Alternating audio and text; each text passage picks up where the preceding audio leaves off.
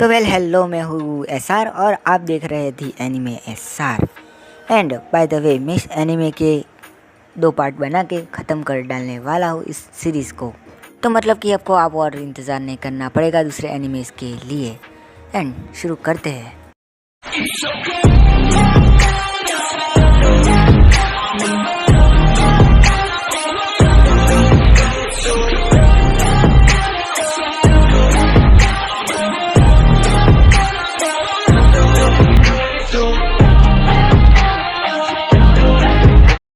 तो यू की आँख खुलती है अस्पताल में एंड वो पाता है कि उसकी बहन मर गई है।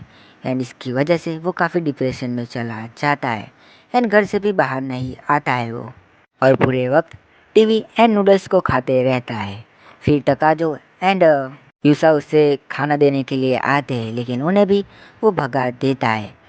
आगे हम यूमी को देखते हैं जिसको उसने ट्रक से बचाया था एंड वो भी आते हैं, लेकिन यू उसे भी गुस्से से भगा देता है।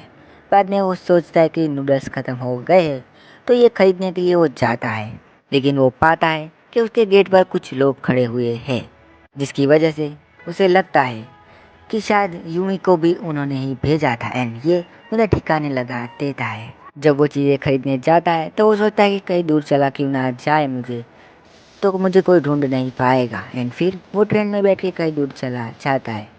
आगे हम देखते हैं कि वो कोई से गेम सेंटर में होता है एंड गेम खेल रहा होता है, जिसकी वजह से उसे काफ़ी खुशी मिलती है, लेकिन ये पागलों की तरह हरकतें कर रहा होता है और यू अपना सारा वक्त इसी चीज़ों में निकालता है। फिर एक दिन जब वो गेम खेलने जाता है तो 2 लड़के ख़त्म कर नहीं रहे होते हैं अपना, तो ये इसे कहता है कि वो जल्दी काम ख़त्म करे, मतलब गेम ख़त्म करे।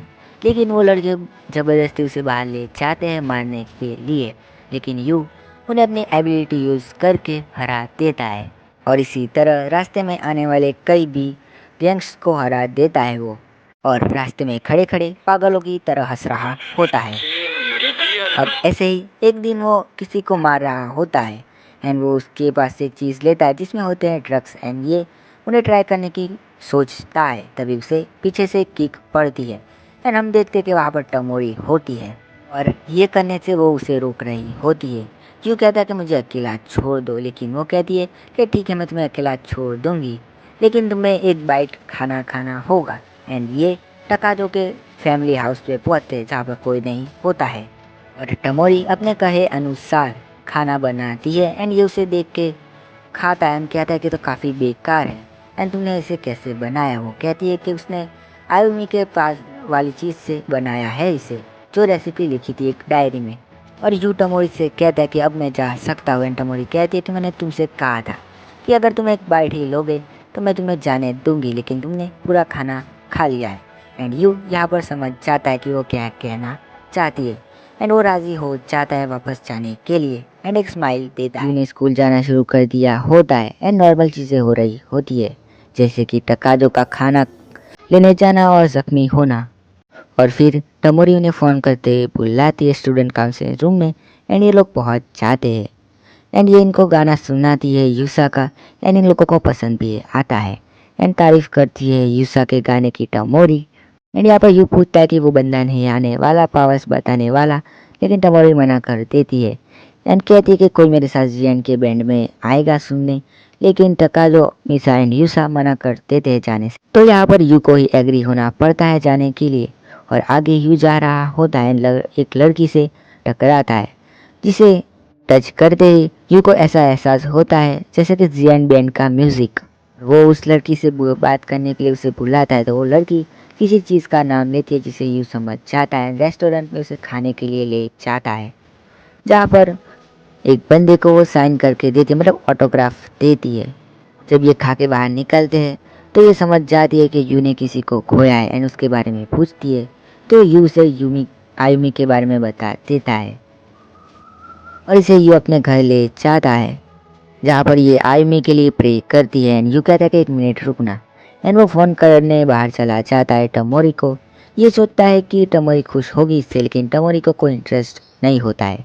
फिर यू कहता है कि मैं कुछ कहना चाहता हूँ एंड उसके बाद वो अंदर आ जाता है। फिर ये दोनों टाइम स्पेंड करते हैं थोड़ा सा एंड बाद में फिर ये खा के आते एक ट्रेन में और कहीं जा रहे होते हैं, तभी ये पूछता है कि तुम शायद बचपन से अंधी नहीं हो क्योंकि तुम ऑटोग्राफ दे सकती हो। और ये कहते कि हाँ तुम सही कह रहे हो। और आगे ये बताती है कि ये भगवान से नफरत करती थी पहले और इसने अपना गोल चीटिंग करके पा भी लिया है, लेकिन जब पैसे आते हैं तो सब अलग नज़रिए से देखते सबको, जिसकी वजह से इसका भाई भी किडनैप हो गया था। और फिर इसने अपनी आंखें भगवान को दान कर दी और इतनी इसकी स्टोरी होती है। देखते हैं कि यू ले जा रहा होता है टमोरी के भाई के पास इसको। और फिर छोटा सा फ्लैशबैक दिखाया जाता है जहाँ पर यू कहता है कि मैं तुम्हारे भाई के पास ले जा रहा हूँ इसको, और टमोरी भी इस बात से एग्री करती है। फिर ये उसके रूम में पहुंचते हैं जहाँ पर ये सब कुछ फाड़ रहा होता है एंड ये लड़की वहाँ जाके गाना शुरू करती जिसकी वजह से ये शांत हो जाता है। अब यू टमोरी के भाई से पूछता है कि क्या तुम किसी नाव लड़की को जानते हो, तुम्हारी छोटी बहन। एंड ये कहता है कि नाव।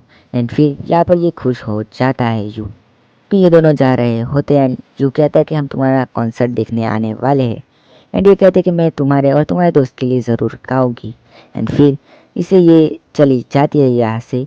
एंड यू भी जा रहा होता है, उसे टमोरी का फ़ोन आता है एंड वो कहती है कि वो अपने भाई से मिली है एंड उसके भाई ने उसे पहचान लिया एंड वो उसे थैंक्स करती है। आगे यू और टमोरी जी एंड बैंड का म्यूज़िक सुनने जाते हैं एंड यहाँ पर यू जानता है कि टमोरी बहुत बड़ी दीवानी है जी एंड बैंड की, क्योंकि उसने शोकेस लेने के लिए काफ़ी बड़ी लाइन में भी खड़ी हुई थी। अब जी एंड बैंड का कॉन्सर्ट शुरू हो जाता है, लोग बड़े मज़े से सुनते हैं, लेकिन यहाँ पर यू को कोई अजीब सी फीलिंग आ रही होती है।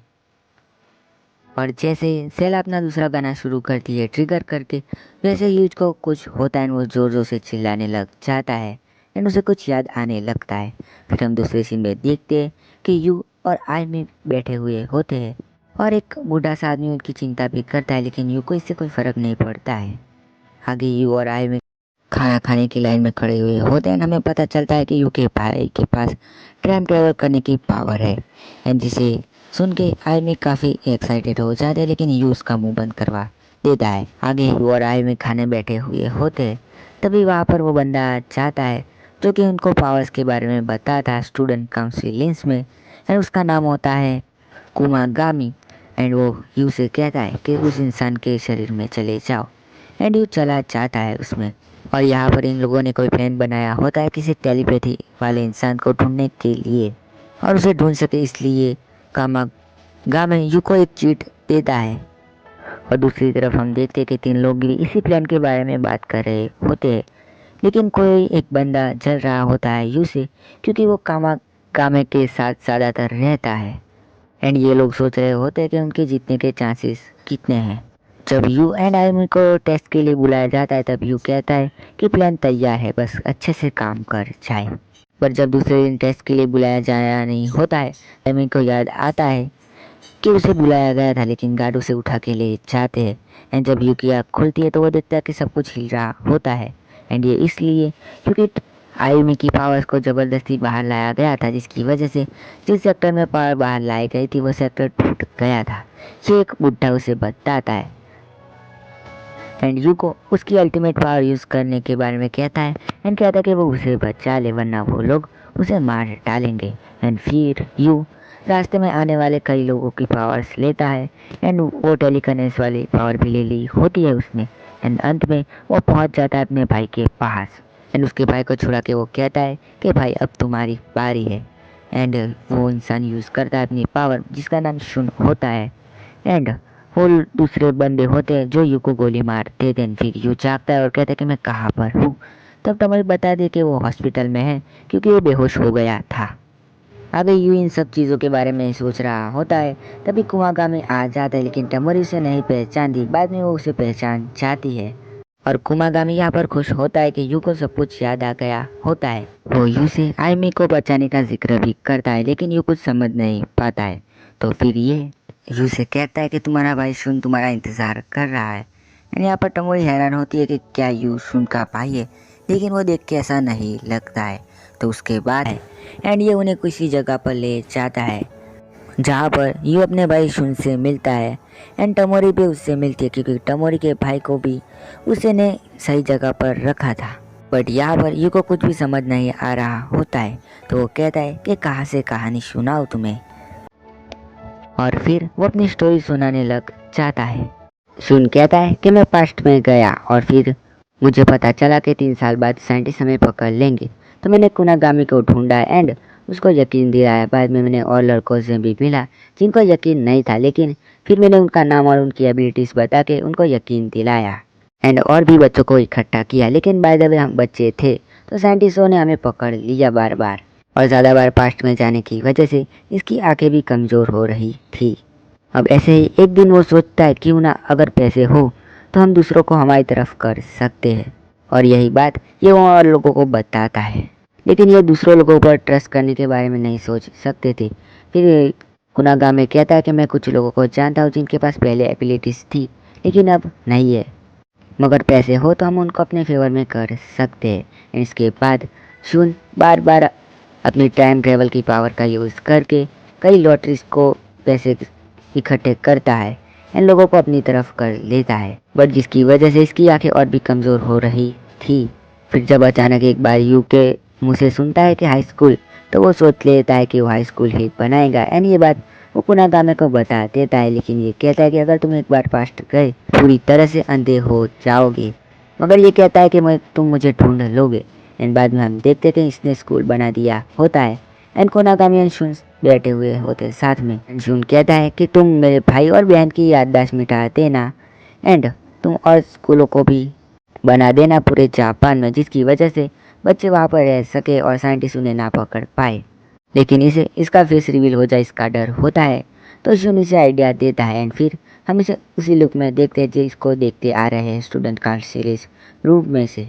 और ये लोग आयमी और यू की मेमोरीज मिटाते थे।